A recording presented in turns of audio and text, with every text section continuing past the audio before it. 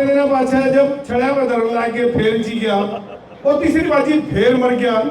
जब अर्थी धर ली ऊपर गोशेगा से धर लिया, हादसा लन लग गया उसका।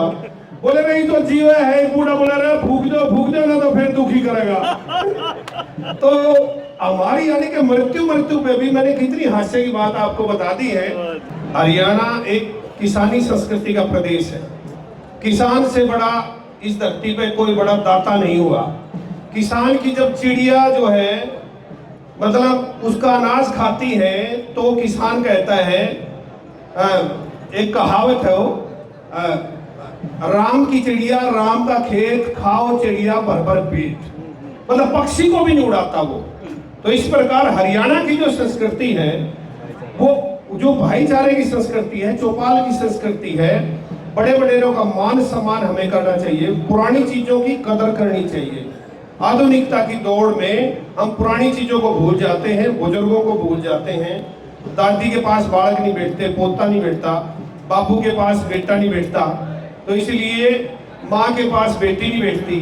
तो ये जो गैप आ गया है, इस गैप को मीट आउट करने के लिए हमें जरूरी है कि अपने बुजुर्गों के प्रति सम्मान रखें और उनका मान सम्मान करें, उनके पास बैठें और अपनी धरोहर को, अपनी संस्कृति को जरूर बचाएं। यदि हमारी धरोहर नहीं बचेगी तो हम भी नहीं बचेंगे। सारे दर्शकों ने प्रियंका को हाड़ की राम राम। और भाई आज आपने एक ऐसे इंसान से मिलाएंगे क्योंकि भाई जो हरियाणा संस्कृति की अगर बात करें, जो विदेशों में भी जाकर डंका बजा चुका है अपनी हरियाणवी संस्कृति का, और अगर बात करें हिंदी साहित्य या फिर अपनी लोक संस्कृति की, तो 10 से ज़्यादा किताब लिख चुका है। और सारे ने तुमने अपने कुरुक्षेत्र विश्वविद्यालय में धरोहर तो जरूर देखी होगी, तो उस धरोहर ने सजाने वाले, बनाने वाले या उसमें जो सालों पुरानी चीजें हैं उन सारी चीज़ों ने धरोहर बनाने वाले तो डॉक्टर महासिंह पूनिया, राम राम सर। राम राम जी, राम राम। तो सर हरियाणा संस्कृति की अगर बात करें तो हर साल रत्नावली विश्वविद्यालय में मनाई जा है। तो संस्कृति अगर बात करें, संस्कृति और संस्कार दोनों अलग अलग चीजें हैं। तो एक चीज कहते हैं आज के टाइम में कि आज का लड़े तो न्यू हो गए, आज का लड़े तो न्यू करे हैं, सारा पांडा आज का लड़े पर फोड़ने लगे। तो इस चीज ने बचा के क्यों कर रखा है? देखिए, बचाने की जो बात है, परंपरा हमेशा बदलती रहती है और समय के अनुसार जो पेड़ की सूखी टहनी होती है वो टूट जाती है और आगे बढ़ती रहती है, नई कोपलें आती रहती हैं। और रत्नावली की शुरुआत आप देखते हैं कि ये 1984-85 से हुई। वैसे हरियाणा दिवस मनाने की शुरुआत 1966 से ही हुई। उसके पश्चात आपको बड़ी हैरानी होगी जान करके, जो फिल्मों में अभिनेता है राजेंद्र गुप्ता, वो भी इसी मंच का हिस्सा रहे, मेघना मलिक भी इसी मंच का हिस्सा रहे हैं, जयदीप अहलावत भी इसी मंच का हिस्सा रहे हैं, मैं भी इसी मंच का हिस्सा रहा हूँ।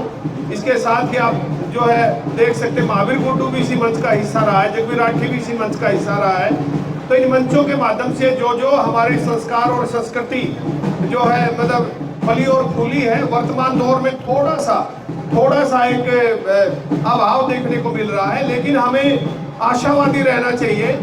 और मुझे किसी कवि की वो पंक्तियां भी ध्यान आती है, आहा प्रकृति के पीछे एक पुरुष है न्यायी, आशा रखो आशा रखो आशा रखो भाई। तो हमें आशा रखनी चाहिए।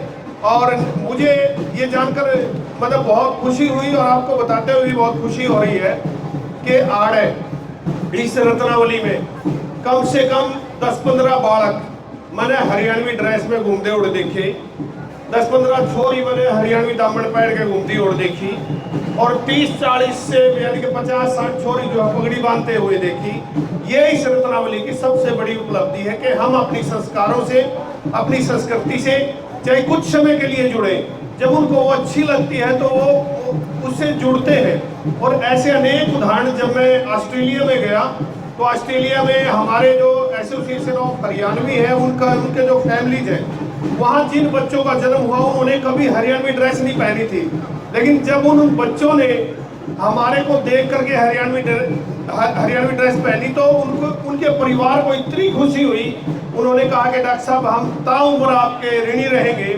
हमारे लाख कहने के बावजूद इन बच्चों ने कभी घाघरा नहीं पहना, और जिस दिन पहली बार घाघरा पहना तो सारी रात जो बच्चियां वहाँ घाघरा यानी कि पहन के ही सोई। तो ये जो भाव है कि बच्चे को एक बार एक्सपोजर जो है मिल जाए किसी न किसी तरीके से, चाहे कनाडा में है, चाहे अमेरिका में है, चाहे आपका ऑस्ट्रेलिया में है, न्यूजीलैंड में, हर जगह आज हरियाणवी संस्कृति का बोलबाला है। अब वो दौर गया कि केवल पंजाब का बोलबाला है, अब तो हरियाणा का बोलबाला हर जगह है। हमारे उद्योगपति, हमारे जितने साथी हैं, वो विदेशों में रह करके हरियाणवी कलाकारों को पंजाब की तर्ज पे हरियाणा के लोगों ने बुलाना शुरू कर दिया है। अब हरियाणा के जितने भी कलाकार हैं, वो अपना सारी प्रस्तुति वहां पर देते हैं, चाहे ऑस्ट्रेलिया हो, चाहे यूके हो, चाहे आपका यूएसए हो। अच्छा सर, न्यू बता दो सबसे पहले आता है कि आपका गांव कौन सा है? मेरा गांव है डिडवाड़ी, और मेरे गांव के बारे में कहावत है, बेरन बाड़ी चाल पड़ा डिडवाड़ी। यो कौन से जिले में आवा है सर, न्यू और बता दो। जिला पानीपत में आवा है, क्योंकि हर गांव का चरित्र उसकी कहावत कहती है। ये खासियत है। जैसे बहुत से ऐसे हैं, मैं गया शामड़ी मेरे जल हमारी कामड़ी, तो इसी तरीके से 884 पीवे सीत बतावे लासी, यानी कि अपने आप को उक्तियां हैं, गांव की उक्तियां हैं। आपके आसपास जितने भी आपके गांव होंगे, वहां पर जैसे जींद के विषय में है, तो जींद और नींद में कुछ भी हो सके है, तो कहीं पर बहुत सारी ऐसी परिस्थितियां हैं कि गांव के लोगों ने अनुभव के आधार पे वो सारी जो ग्रामोक्तियां हैं वो गढ़ रखी है, उसी के अनुसार सारी अभिव्यक्ति देखने को मिलती है। तो सर एक और बात बताओ मुझे जी, जो आपने पगड़ी का नाम लिया, अपने देसी भाषा में खंडका कहते हैं जी, कि अपनी बोली अलग अलग है जी। हरियावड़ी जाती बोली जा है कि किते कुछ कह दे, किते खाट न खाट कह दे, किते चार पाई कह दे हैं, किते छोटा टाइम कह दे हैं, किते सांझ कह दे हैं, किते नु कह दे हैं सांझ छिड़ा होगा अंडीवारा हो गया। जी जी। तो सर पगड़ी की अगर बात आवे तो पगड़ी असल में है क्या चीज? देखिए, पगड़ी वैसे तो पाग शब्द से बनी है, और पाग जो होता है वो मान सम्मान का प्रतीक होता है। जब हम नॉर्थ इंडिया में पूरे भारत में आदि देवता शिव है, भगवान शिव की जटाओं से पगड़ी की शुरुआत होती है, और उसके पश्चात शक आए, हुण आए, युद्ध होने लगे, तो लोगों ने अपने सिर की सुरक्षा के कवच के लिए कपड़ा बांधना शुरू कर दिया। वहां से पगड़ी की शुरुआत हुई, और फिर लोगों ने क्या किया कि इसको मान सम्मान के साथ जोड़ दिया। आपने किस्सा भी सुना होगा, पगड़ी बदल यार। तो पगड़ी जो होती है, जब भी हमारे यहाँ कोई संस्कार होता है, यानी कि मृत्यु का संस्कार भी होता है, तो उस पर भी पाग देने की परंपरा है।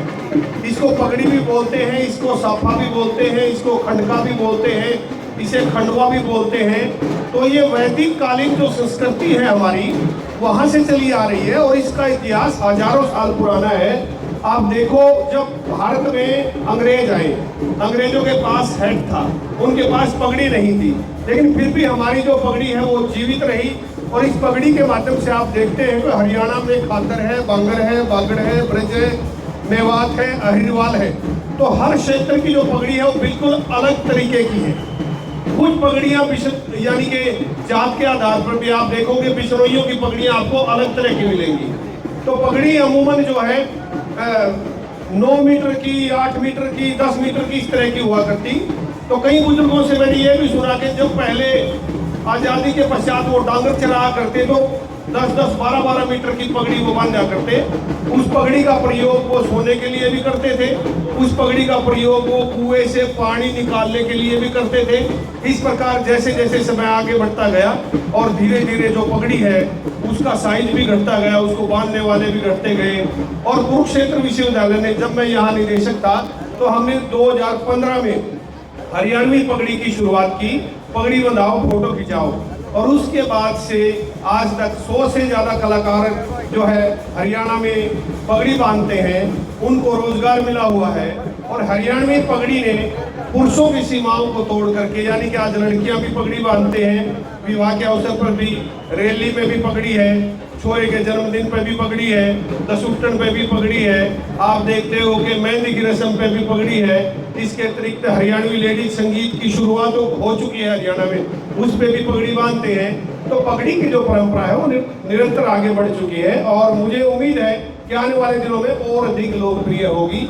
सूरजकुंड का जो क्राफ्ट मेला है, 2016 से लेके अब तक 10 साल मुझे हो गए, हमने लाखों लोगों को पगड़ियाँ बांधी है, जिसमें मतलब कितने सैकड़ों देशों को लोगों को, जब भी हरियाणा में कोई आता है तो हम सबसे पहले पगड़ी बांध करके उसका स्वागत करते हैं। और हरियाणा का चाहे मुख्यमंत्री हो, चाहे आपका राज्यपाल हो, हरियाणा दिवस के अवसर पर सभी पगड़ियाँ बांधते हैं। क्योंकि सर हरियाणा की जो पगड़ी है वो भी तो हमारी शान है, पहचान है। बिल्कुल बिल्कुल हमारी शान है।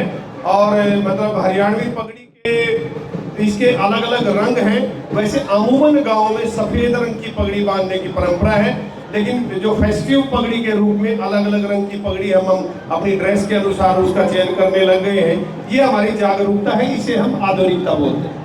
सर रत्नावली की अगर बात करें, वैसे तो जितनी भी विविधता होती है सारी बड़ी खूबसूरत हुआ है, बड़ी सुथरी हुआ है, लेकिन सबसे बढ़िया बात जो शायद पिछले साल तक शुरू करी गई चौपाल में, जिसमें सामाजिक बात हुआ है, किसी का दुख सुख बंटा हुआ है, या फिर गांव गुआंढ में के चल रहा है, आपस में बड़े बूढ़े बैठ कर बतलाया करे, और ऊपर तक जब छोटे बालक है या युवा बालक उड़े बैठा है तो उन्हें समझ में आया करे कि आखिर समाज हुआ की है।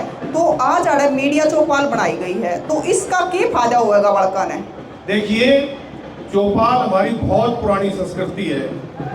गांव में मतलब वो सांझी संस्कृति है। गांव में कोई भी सामाजिक काम होता तो वो चौपाल में होता था। किसी की बारात आती थी चौपाल में होती थी, और इसी प्रकार किसी की सगाई होती थी जो चौपाल में, किसी की पंचायत होती थी चौपाल में। यानी कि एक ऐसा सार्वजनिक स्थल था चौपाल जो धीरे धीरे समाप्ति की ओर अग्रसर हुआ। तो उसके पश्चात अनूप लाटर जी ने चौपाल की विधा रत्नावली में शुरू की। 2008 के आसपास ये विधा शुरू हुई, और अब की बार हमारे मन में एक आइडिया है, क्यों न हम मीडिया चौपाल की शुरुआत करें। इस चौपाल के माध्यम से आप देखोगे, यहाँ देखिए ब्रज बोलने वाले यहाँ आए, मेवाती बोलने वाले यहाँ आए, बांगरू बोलने वाले यहाँ आए, और बागड़ी बोलने वाले यहाँ आए, गायक यहाँ पर आए, और बुद्धिजीवी यहाँ पर आए, आप पत्रकार यहाँ पर आए, तो संस्कृति प्रेमी यहाँ पर आए, नृत्यकार यहाँ पर आए, तो सपेरे यहाँ पर आए। इस चौपाल का उद्देश्य ये है कि ये सबकी साझली है। जैसे सांझी होती है ना, सबकी साझली, तो इसी प्रकार ये चौपाल जो है सबकी साझली है। और चौपाल की जो संस्कृति है उसको पुनर्जीवित करने के लिए मॉडरेट जो है उसको करके हमने हरियाणवी मीडिया चौपाल उसको बनाया। सर एक बात बताओ, आप है ना कसूती तरिया लाग रहे हो कति हरियाणवी संस्कृति ने बचाने पे, चाहे हरियाणवी चौपाल हो या फिर अपना हेरिटेज विलेज हो, वो भी मैंने देखा है घना गजब का बना रखा है, जिसमें अपनी हरियाणा की सारी चीज मिल रही है देखने है जी। तो सर क्या कहना चाहोगे कि आज के बच्चे उस चीज से शिक्षा ले सकें? भाई देखो, मैं तो रंग चुका हूँ इसमें, हरियाणवी रंग में। अपना वैसे संस्कृति में रोजगार की संभावनाएं कम होती हैं, ये गर्भरूप तमाशा होता है हमेशा, लेकिन फिर भी मेरे जैसा व्यक्ति जो पिछले 30-35 साल से चाहे धरोहर बनाई, देश में अलग अलग 30 संग्रहालय और स्थापित किए, इसके अतिरिक्त विदेशों में जाकर के हरियाणवी संस्कृति का। लेकिन मुझे सबसे बड़ा जो खुशी तब हुई जब देश के प्रधानमंत्री नरेंद्र मोदी जी ने मेरे कंधे पे हाथ रख के ये कहा कि डॉक्टर साहब, आप संस्कृति बचाने का काम बहुत अच्छा काम कर रहे हो और इस काम को आगे बढ़ाओ। तो उसके पश्चात फिर मैंने निर्णय लिया जीटी रोड पे एक विरासत हेरिटेज विलेज बनाने का, जो नवंबर में शुरू हो रहा है, और वहाँ पर हरियाणवी संस्कृति के पूरे ठाठ देखने को मिलेंगे। किसी को हरियाणवी में ब्याह करवाना है तो मारे दोहराइयो, किसी को बात में गीत गाना वाली चाहिए तो मारे दोहराइयो, किसी को नाचन वाली चाहिए तो मारे दोहराइयो, किसी को हरियाणवी स्टाइल में मेहंदी की रस्म करवानी है तो मारे दोहराइयो, किसी को हरियाणवी स्टाइल का जो आपको लेडीज संगीत करवाना है तो मारे दोहराइयो। और मतलब नॉर्थ इंडिया का कोई भी राज्य हो, जिस भी स्टाइल से किसी को हेरिटेज मैरिज करवानी है तो मारे दोहराइयो। तो हमने एक नया कॉन्सेप्ट लेके आ रहे हैं कि जमाने के अनुसार जो व्यक्ति नहीं चलता और वक्त उसे पीछे छोड़ देता है, तो इसलिए हमने लोग पैसे देंगे और हम अपनी संस्कृति का प्रचार प्रसार करेंगे। इस तरीके का हमने प्रयास किया। वहाँ पर चौपाल भी है, वहाँ पर बैठक भी है, वहाँ पर नौरा भी है, वहाँ पर तलीज भी है, वहाँ पर सारे ठाठ आपको देखने को मिलेंगे। मतलब सर जो आज की जनरेशन है उन्हें बेरा पड़ जाएगा कि हमारा हरियाणा पीछे अगर जाके देखा पुराने टाइम में तो क्या होया करता। बिल्कुल सही कहा आपने प्रियंका। और आप, मैं इस मंच के माध्यम से, इस चौपाल के माध्यम से इस बिटिया को भी बहुत बधाई देना चाहता हूँ। आप इनका चैनल देखेंगे तो आपको पता चलेगा कि हरियाणवी संस्कृति के लिए जितने भी इंसाइक्लोपीडिया है, यानी कि कोई 80 साल का है, कोई 100 साल की बुढ़िया है, ये सबके साक्षात्कार करती है, क्योंकि वो बड़े बूढ़े नहीं है, वो चलते फिरते इंसाइक्लोपीडिया है। उसके पास पिछले 80 साल का, 90 साल का अनुभव है। मुझे ऐसे लगता है कि 20 साल के बाद गीत गाने वाली कोई बचेगी नहीं, गीत गाने वाली कोई बचेगी नहीं। तो डीजे आ गए हैं, तो इसलिए वो गीत गाने वालियों की डॉक्यूमेंटेशन बहुत जरूरी है, गीतों की डॉक्यूमेंटेशन बहुत जरूरी है। हंसी मजाक के जो अलग अलग स्वरूप है, जय गप है, गपोड़ है, गड़ग है, मतंगड़ है, मजाक है, मस्करी है, ठाका है, कड़के हैं, और न जाने क्या क्या ऐसी चीज है जिनको हम छंद है जो गाया कर देव्या में, वो भी खत्म हो गए। तो इनको बचाना बहुत ज्यादा जरूरी है, नहीं तो आने वाली पीढ़ी हमें माफ नहीं करेगी। बिल्कुल। तो सर न्यू और बता दो कि बचपन की अपने गाँव की सबसे बढ़िया बात कौन सी याद आवे है आपने सबसे मेरे ज्यादा? तो सबसे बढ़िया बात है, मैं लुगाइया में बढ़ के फागण के नृत्य देखा करता, ये लुगाइया के बीच में बैठ के मैं फागण के नृत्य देखा करता, और वो मेरे होली खेले करते एक महीने, और रात को होली इकट्ठी करा कर दे, ईखा मतलब पाती ला गए, वो थी वो परंपरा मुझे आज भी याद है। तो रामलीला देखा करते, रामलीला करया करते हम, तो वो सारी वहीं से मतलब संस्कृति का जन्म हुआ।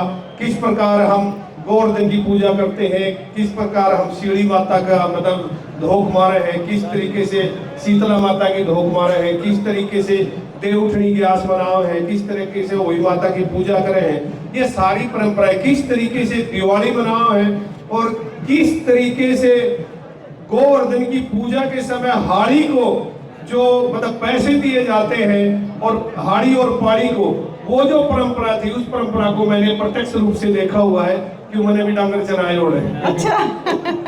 और सर आपने तो कहा था कि मैं जोड़ में भी ना रहा हूँ। बिल्कुल, देखिए आजकल के बच्चे स्विमिंग पूल में तैरना सीखते हैं, और हम तो गांव के जोड़ में मांस का पुंजड़ पकड़ के तैरना सीखे हैं, और मतलब हमें आज तक कोई दिक्कत नहीं आई। हमें गांव के हर एक बच्चे को जोड़ में ही ट्रेनिंग मिलती थी, लेकिन जब घर वालों को पता चलता था वो तसल्ली भी करते थे, कहते डूब ना जाओ। लेकिन गांव का तालाब एक ऐसा होता था, वो एक सार्वजनिक स्थल ऐसा होता था जिसके माध्यम से बच्चे को बहुत कुछ सीखने को मिलता था, चौपाल के माध्यम से भी बहुत कुछ सीखने को मिलता था। आज यानी कि भूल गए राग रंग, भूल गए जकड़ी, 3 चीज याद रहेगी, नून तेल लकड़ी। तो आज के दौर में बहुत सारी चीजें भूल गए हैं, और आधुनिकता की दौड़ में हम केवल अपने लिए जीते हैं। लेकिन मैं ये कहना चाहूँगा कि हमें अपने समाज के लिए, अपने परिवार के लिए, अपने भाइयों के लिए, अपनी बहनों के लिए, अपने जो है दूसरी जो चीज़ें हैं उनके लिए जीना चाहिए, और समाज से जुड़ी हुई जितनी भी चीज़ें हैं उनको हमें सुरक्षित करना चाहिए। यदि हम सुरक्षित नहीं करेंगे तो मतलब आने वाली पीढ़ी हमें माफ नहीं करेगी। यदि मैं भी ऐसे सोचता कि मैं प्रोफेसर हूँ, मैं धरोहर क्यों बनाऊं, तो यदि मैं धरोहर नहीं बनाता तो धरोहर को लाखों लोग कैसे देखते। तो इसीलिए जरूरी है कि हम अपनी पुरानी चीजों को, जो बुजुर्ग हैं उनको, उनका मान सम्मान करें और उस संस्कृति का संरक्षण करें।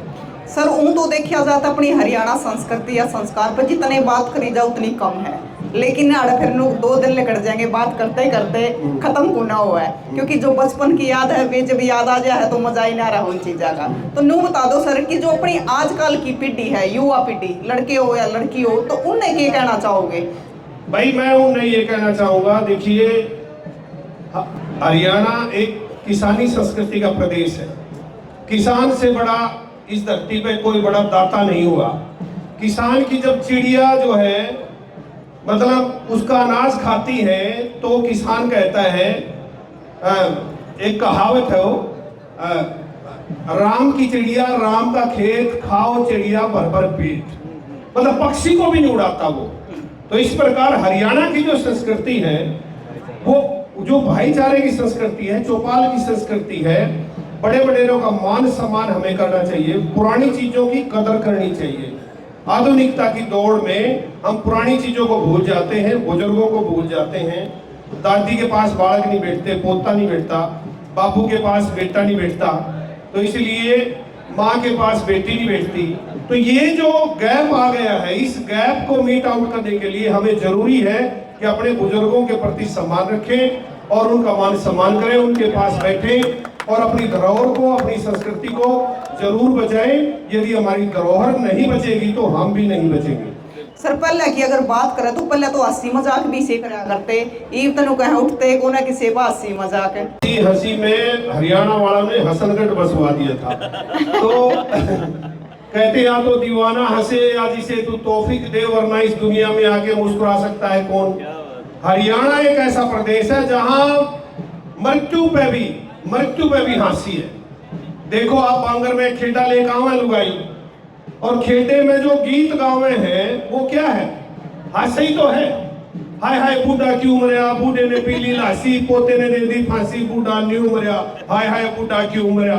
तो ये आप देखते हो कि हरियाणा एक ऐसा प्रदेश है पूरे विश्व में जिसमें मृत्यु पे भी हास्य है।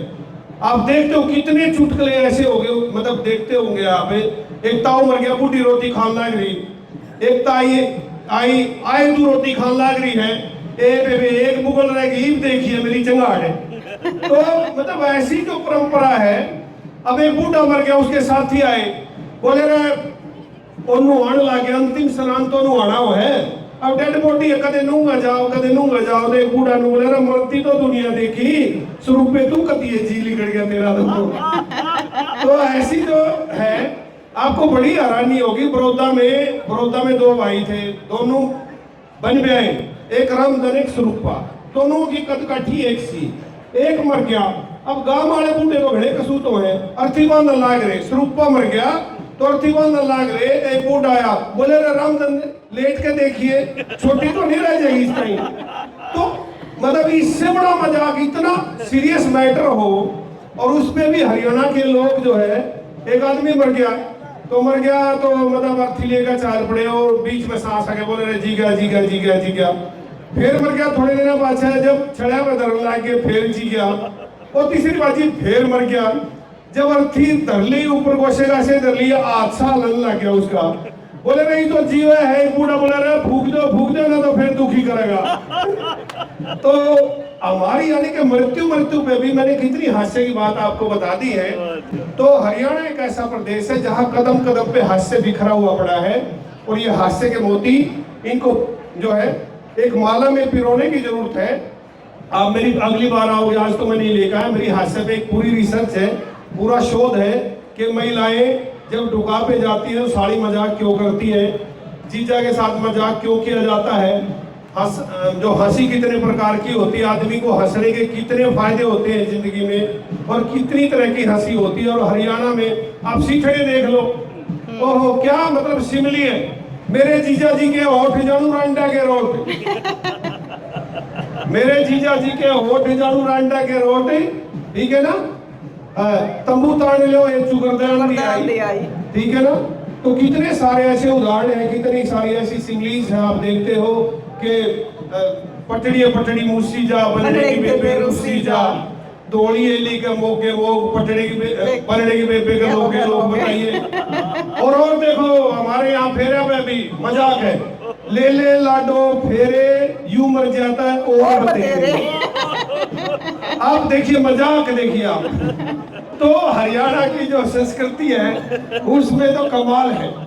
तो ऐसी जो स्थिति, आप किसी बूढ़े ने टोक के देख लो, अपने आप लिख लिया होगा असली सोता।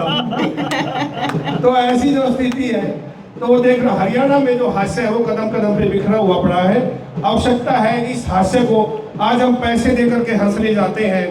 कपिल शर्मा एक हंसाने के एक शो के 1 करोड़ रुपए लेता है, जो हरियाणा के लोगों में भितरे हैं, चलते फिरते हटते। तो हमारे यहाँ तो हास्य जो है कदम कदम पे बिखरा हुआ पड़ा है, और कोई ऐसी घटना नहीं, जन्म से लेके मृत्यु पर्यंत 16 संस्कार है।